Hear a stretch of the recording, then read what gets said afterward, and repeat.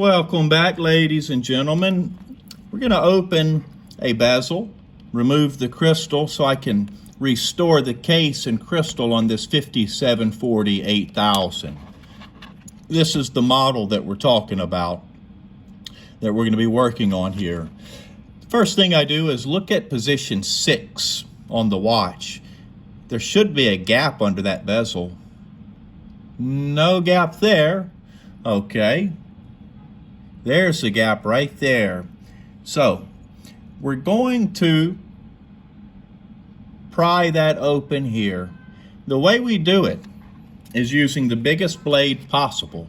This would do it, but it can crack the bezel. It can bend the bezel. It can warp the bezel because it's so small and applies all the pressure in one location. So what I would do is I would use a bigger screwdriver, or I would even go for a butter knife, a steak knife, or any type of spade or flat blade that you can get. Now normally I would use this right here, but it's hard for me to work in front of the camera and to bang on that. So I'm going to use a smaller tool for this job, putting it inside here, holding it with my left hand, taking anything with weight, giving it a few gentle smacks, and it is still not opening. So what I'm going to do is I'm going to move the screwdriver, move it over just a little bit, and I'm going to give it a few harder whacks this time. And it sounded pretty hollow, so it may have broken loose.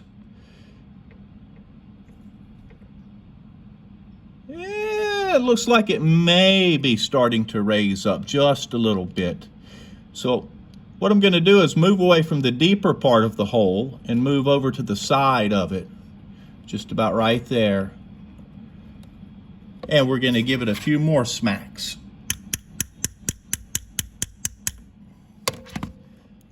Let's have another look at it, and it opened. This watch is from the 1960s, and it may have never been opened ever. So it's a little sticky. Now that I've got that crevice there to work in, like I said, anytime possible, we're using the bigger size blades. So we're going to try to pry this up, twisting it left to right.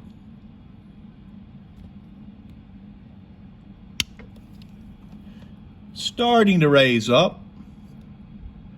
Not yet on that side. I'm going to give it a little more attention over here.